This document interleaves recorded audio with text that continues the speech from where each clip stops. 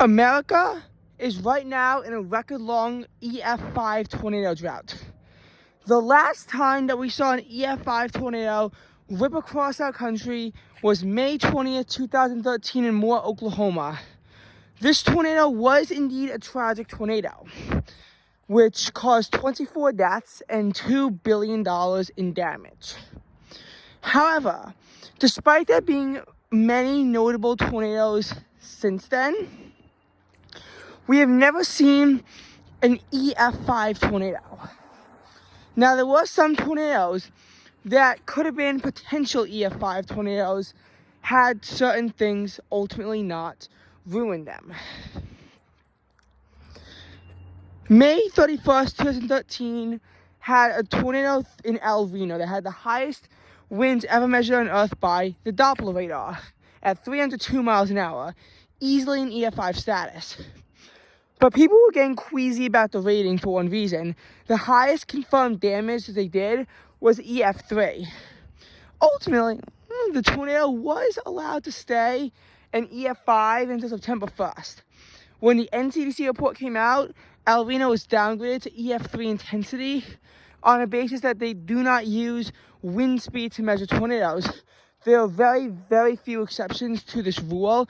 It is almost always based on damage, how much damage they can find. But this tornado didn't really mean that much in terms of our drought because it was only 11 days. April 28, 2014 was a tornado where it was pretty egregious how EF5 damage was missed.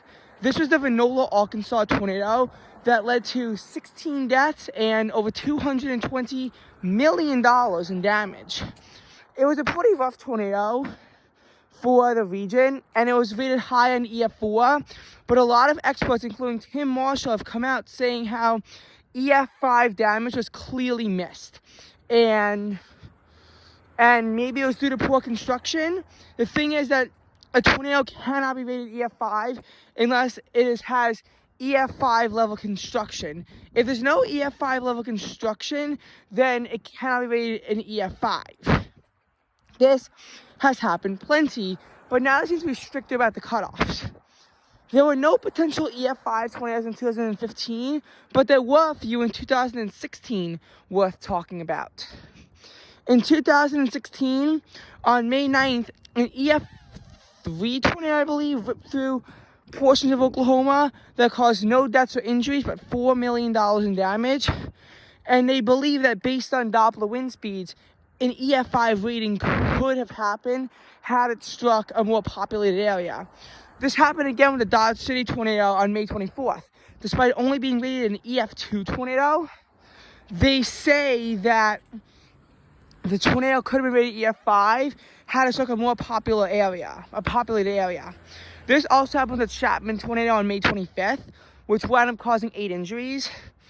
An EF4 tornado that could have been EF5 had it struck in more populated areas.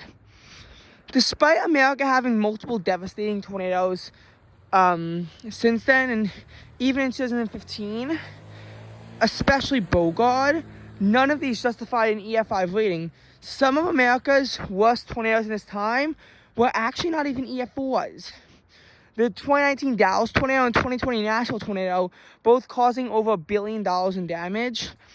Those are both EF3 tornadoes. That's all that those tornadoes could produce. That's the maximum extent of the damage that either of those two tornadoes could wind up producing. They couldn't even get to EF4 intensity. So clearly ratings don't mean everything. Ratings absolutely do matter, but they do not mean everything. I mean, hell, an EF2 tornado claimed 8 lives in Chattanooga, Tennessee. And the Chattanooga tornado was an EF2, and it killed 8 people. So, ratings on everything. Wait, no, this wasn't a Chattanooga tornado. It was the Willwood, Georgia tornado. My bad. So, we're seeing how lesser rated tornadoes can cause destructive impacts. But America had a close brush with an EF5 on the night of December 10th, 2021.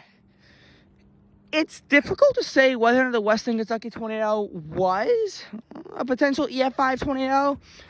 This tornado was rated as a high-end EF4, but many people thought it was going to be America's first EF5. It wouldn't be the first EF5 tornado in December, however.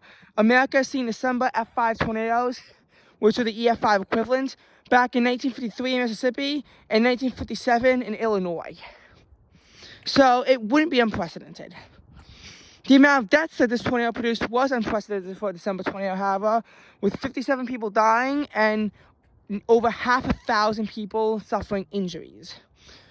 However, there's no damage total on this tornado, at least as of yet.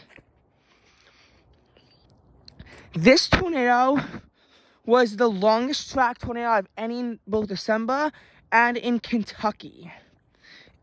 And here's how it kind of got close. So you had Tim Marshall, who was saying that this tornado was, well, you know, could have been EF5 had it dwelled longer.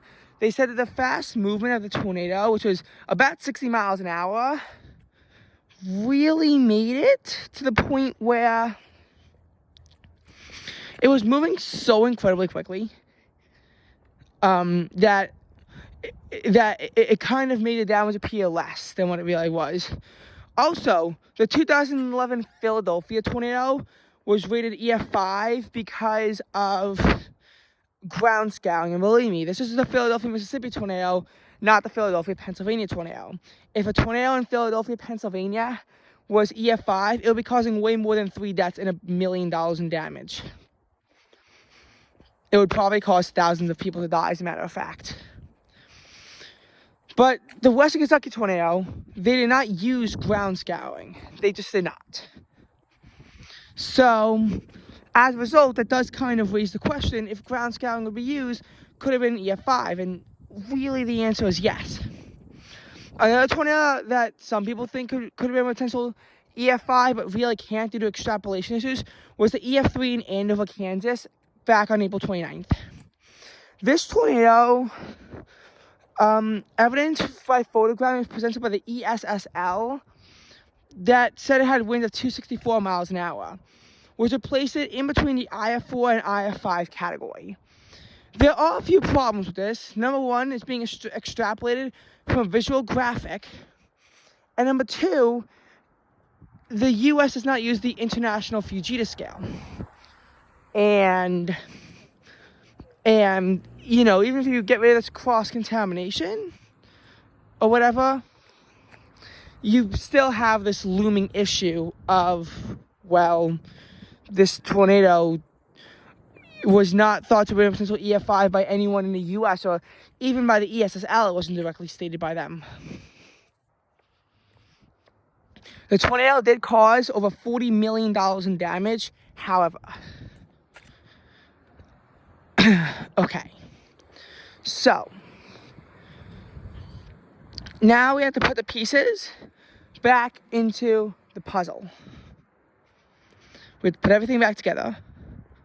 So, due to better construction, but actually in the meanwhile poor construction, and due to just general bad luck, we are in fact in our longest EF5 tornado drought. Now, I'm starting to wonder when this is going to end, because eventually we have to see an EF5 tornado at some point. 2023 is not really the type of year to shape up to have this extreme tornado hype. And honestly, we need more tornadic activity in late April and early May. I don't know exactly what could spawn a more intense system, but this streak is going to end one way or the other. So, it will be interesting to find out when America's next EF5 tornado strikes, and honestly, where it strikes. We'll have to find a dumb reason to blockade it, which, believe me, some tornadoes have been deemed not EF5 due to the stupidest of reasons. But that is all.